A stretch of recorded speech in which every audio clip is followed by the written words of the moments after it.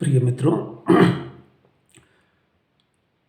इन दिनों चल रही समाचारों से पता चलता है कि हम जब प्रतिदिन अखबार पढ़ते हैं, लोकतंत्र के चार स्तंभ कहलाते हैं।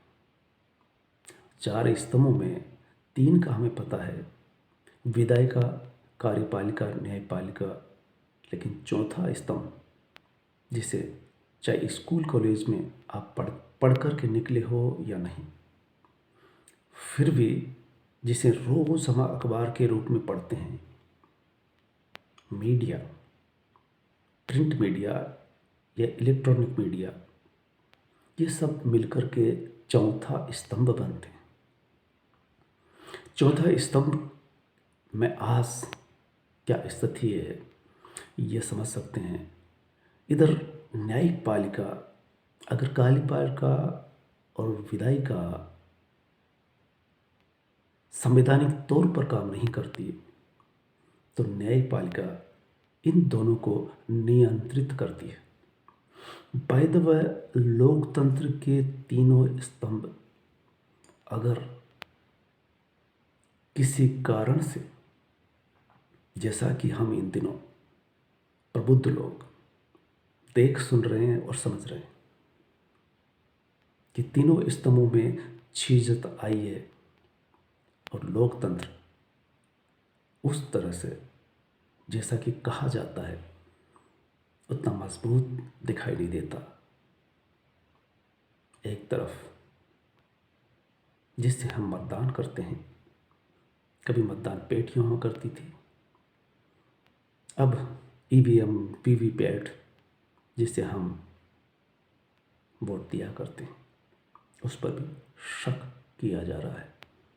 और दिल्ली में वो वकील से लेकर के विपक्षी पार्टियां धरना प्रदर्शन कर रही है, किसान सड़क पर है एमएसपी को लेकर के।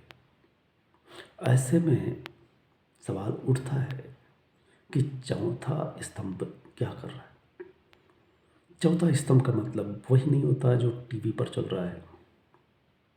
रेडियो पर हम सुन सकते हैं, जैसा कि अब रेडियो उतना कारगर रहा भी नहीं। जमाना बदलता है, वक्त बदलता है। ये परंपरागत मीडिया कहलाते हैं, जिसे हम रेडियो, टीवी और अखबार कहते हैं। अखबार बेहद पॉपुलर, हर हाथ में जाने वाला, वो चाहे कहीं भी रहता हो अखबार पढ़ता है। अखबार में कहीं न कहीं लोकतंत्र की वो आवाज़, जो जन सामान्य की आवाज़ सरकार के सामने रखता है। तो एक बहुत बड़ा मीडिया जो टीवी पर रात दिन चलता है, 24 घंटे समाचार देता है, वो कितना सही देता है, वो जन सरोकार से युक्त होता है, ये सरकार के साथ खड़ा होता है। इस पर शक होने पर, जो आपके हाथ में मोबाइल है, ये मोबाइल आपके लिए चौथा स्तंभ का काम कर रहा है। मैं टीवी पर समाचार न देख पाता हूँ, न सीरियल सुन पाता हूँ, न मनोरंजन कर पाता हूँ, लेकिन पिछले कुछ साल 6 महीने से यूट्यूब पर चलने वाले कुछ चैनल, जो ये बड़े बड़े टीवी चैनल, जो कि जन सरोकार से युक्त नहीं रह गए, जिसे हम चौथा स्तंभ कह सकते हैं, उस नाम के हकदार नहीं रह गए। ऐसे में हमें एक नई चीज़ इस मोबाइल के थ्रू हमारे हाथ में आई है, जिसे हम चौथा स्तंभ कह सकते हैं। यूट्यूब चैनल पर नीतीश ने जिस पलटवार किया, उसके समाचार भी आप टीवी चैनल पर देखेंगे और यूट्यूब चैनल पर देखेंगे, दोनों में फ़र्क आएगा। अखबारों में आप मिली जुली खबर देख सकते हैं, सुन सकते हैं, लेकिन हर कोई व्यक्ति अखबार को शुरू से अंत तक या संपादकीय तक पढ़ता हो, ये ज़रूरी नहीं। लेकिन यूट्यूब चैनल पर अगर आप संजय शर्मा, दीपक शर्मा, अभिसार शर्मा को सुनेंगे, जैसा कि संजय शर्मा 4 PM चैनल के नाम से रोज़ प्रतिदिन 2-3 विश्लेषण करते हुए ऐसे वीडियो निकालते हैं जो जन सरोकार से युक्त होते हैं। और हाल ही में न्यायपालिका ने जो CJI ने फैसला दिया है इलेक्ट्रल बॉन्ड का, उससे पता चलता है कि वो इलेक्ट्रल बॉन्ड किस तरफ बड़े बड़े पूंजीपति फैक्ट्री मैन राजनीतिक सत्ता पक्ष की पार्टी को 90% तक देते हुए देखे गए। तो CJI के इस फैसले से पता चलता है कि चौथा स्तंभ यानी न्यायपालिका, जो तीसरा स्तंभ है संविधान की रक्षा करने वाला, वो हमें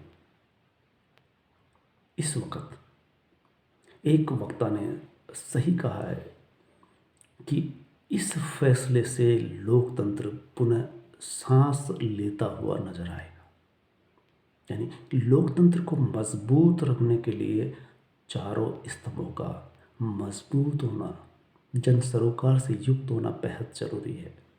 जिन विधायकों को और सांसदों को हम चुन करके भेजते हैं, अगर वो जनता की आवाज़ विधानसभा या लोकसभा में नहीं उठा पाते, सत्ता पक्ष और विपक्ष की आवाज़ ही बनते रहते हैं अपने अपने सरोकार से, अपने वोट बैंक से, जन सरोकार पीछे रह जाता है। कार्यपालिका जो सरकार कहलाती है, तो इन दोनों स्तंभों को न्यायपालिका नियंत्रित करती है।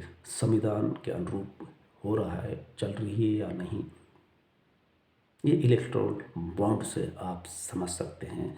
और समाचार पत्रों में पढ़ रहे होंगे कि जिस पैसे का समान वितरण होना चाहिए, पारदर्शिता से होना चाहिए, इस पर न्यायपालिका ने या CJI ने जिस तरह से सवाल उठाया है और बैन लगाया गया है कि ये संविधान के अनुरूप नहीं है। और इस बात को आप यूट्यूब चैनलों पर खास करके जो 8-10 होंगे, जिसमें पॉपुलर है 4PM, अभिसार शर्मा, दीपक शर्मा और संजय शर्मा, तो इनको सुनकर के मुझे लगा कि लोकतंत्र भारत का बेहद मजबूत इसलिए है कि उसके 4 स्तंभ हैं। चौथा स्तंभ जो कहीं से भी सरकार से जुड़ा हुआ नहीं है, वो यूट्यूब चैनल कहलाता है। और यूट्यूब चैनल अब इन दिनों लोग सुनने लगे हैं। ये मिनटों में ही लाखों लोगों तक पहुंच जाते हैं। ये 10-12 चैनल सीधे 1 करोड़ तक पहुंच रहे हैं। तो कह सकते हैं कि चौथा स्तंभ इन 3 स्तंभों को मजबूती प्रदान करता है। और कभी कभी ये तीनों स्तंभ अंततः जनता के समक्ष होते हैं और जनता अपना प्रतिनिधि चुनती है और वो प्रतिनिधि सरकार बनाती है।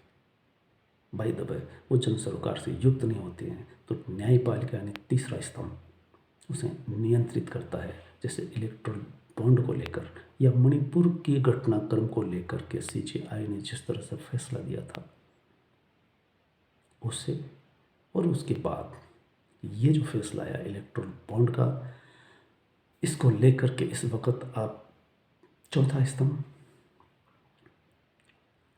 अखबार, पत्रकारिता, यह आपसे रूबरू है।